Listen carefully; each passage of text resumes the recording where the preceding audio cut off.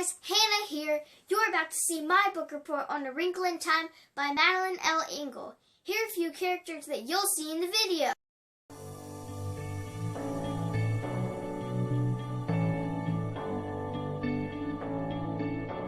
I've been reading books of old, the legends and the myths.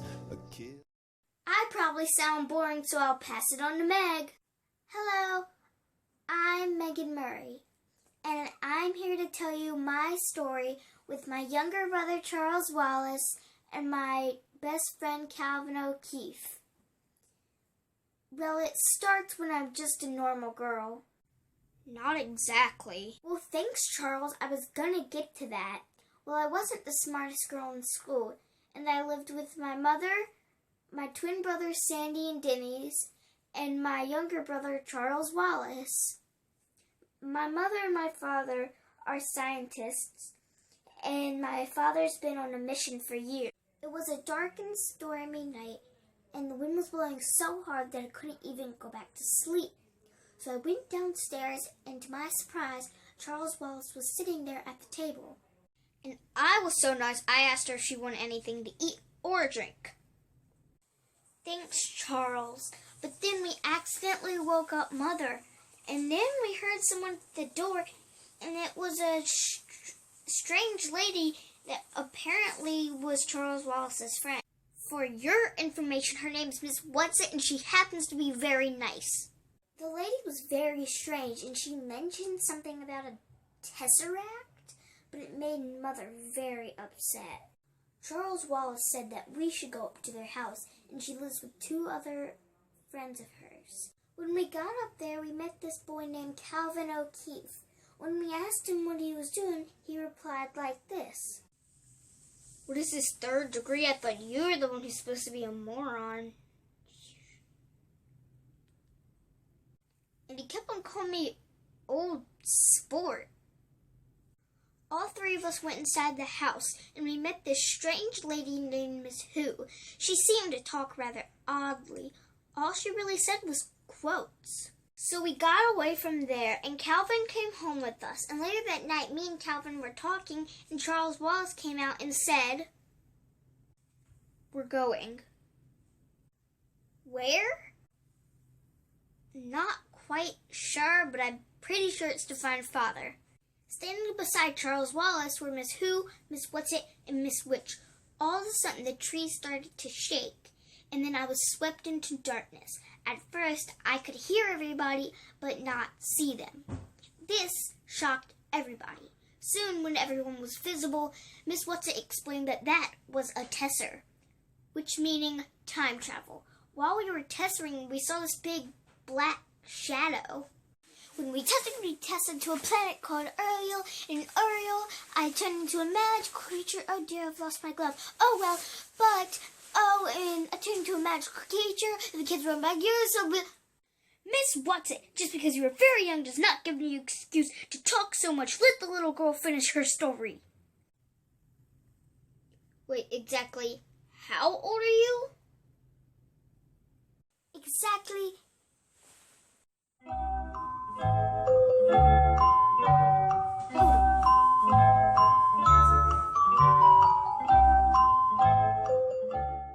A few moments later.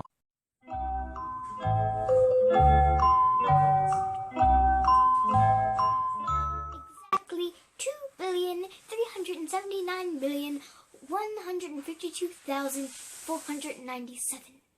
I'm so young. A little while later, the three old ladies brought us to a cave where they said that a lady named Happy Medium lived.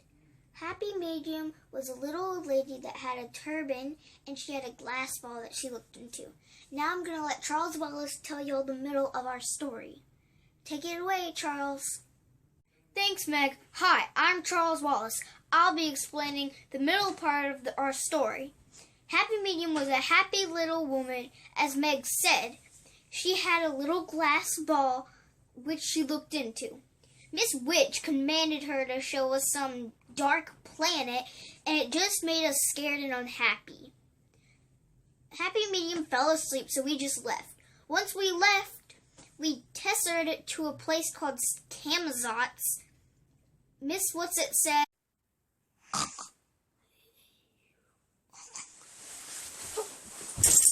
"Oh no, oh no, oh no, oh no. Oh gosh, I'm so sorry. Good heavens. Now what did I say? Miss What's-It, pay attention." Whoop, Charles, I cannot pay attention when I am sleeping. You should know that. You're a smart boy. Anyhow, Miss What's-It, Miss Who, and Miss Witch said that Father would be here. But Miss What's-It, Miss Who, and Miss Witch can't come with us. So we're walking down the street and we see a bunch of kids jump roping and throwing a ball all at the same time. It was rather odd. And then all of a sudden a bunch of mothers came out. We ended up going to the biggest building in Camazotz. But when we got there, everyone stared at us like we were some psychopaths or something. And then there was this wall, and then it turned transparent. We could walk right through it. Anyways, we met this guy with, like, red eyes, like no souls, just red eyes. And, he mentioned something about it. And he tried to hypnotize me, but I didn't give in. At first. Yeah, but I finally gave in. And he sent out this food that was, like, actually bland, but it was supposed to taste good to us. I don't know, it tasted really bad to me, but I apparently wanted everybody to eat it. And, like, it wasn't even me saying it. It was him saying it through me, since he hypnotized me and he was basically controlling me. So, not my fault. Then Meg tackled Charles and knocked the hypnosis right out of him. I was knocked out for a couple minutes, but I was alright. But I let the man with the red eyes hypnotize me again, because it was the smartest thing to do. And I stayed like that. I got very upset. But Charles Wallace led us to this room that had, like, prison cells, but they were, like, transparent. They were just these big box prison cells, but you could see into them. Now I'm going to let Calvin tell you the rest of the story. Take it away, Calvin. What's up, guys? I'm Calvin O'Keefe, and I'll be telling the rest of this beautiful, happy story for you. Because you know why it's happy? Because in one of those transparent cells was Mr. Murray. Give it up to Mr. Murray in one of those transparent cells. Before we got to Camazotz, the three old ladies gave us kind of gift power things, and I got Miss Who's glasses, and this was to be magical. I don't know. We'll see. Meg put on Miss Who's glasses, and she waltzed right into the cell like a baller. But anyhow, she hugged her dad, but somehow Charles Wallace was in the cell too.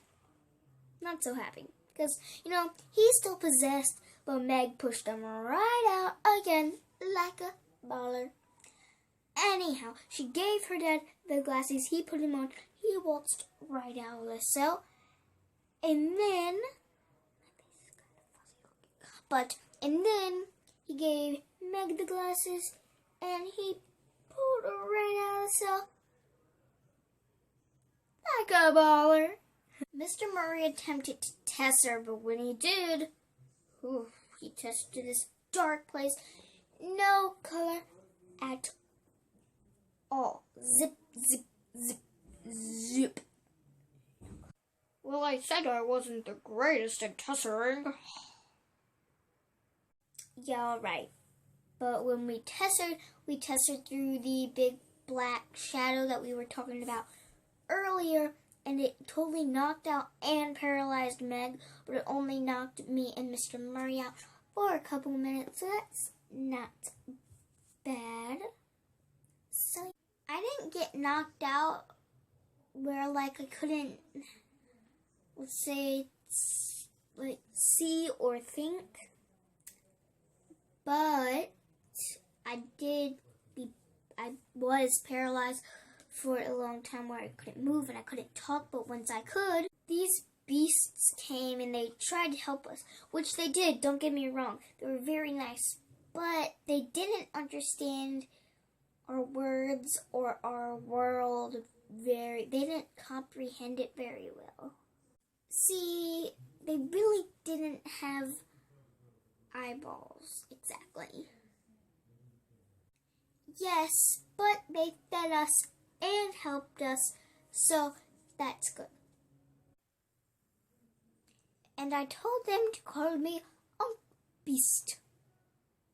We called Miss What's-It, Miss Who, and Miss Witch for help, and they came, but they said only Meg can go to Camazot's to get Charles Wallace and help him and bring him back here, which she took the challenge, I guess you could say, and she went. Miss What's-It gave me the gift of love, and Miss Who said that I have a gift that it doesn't, but I'll have to figure out for myself. Meg went back to Camazot's to help to try to save Charles Wallace, and she figured out that she had love, and it did not at all. It was a cruel thing, let's call it a thing. And she got Charles Wallace back, and all Charles Wallace again, and the three old ladies tested us back to Earth, and we lived happily ever after. The end. Bye. Hope you enjoy.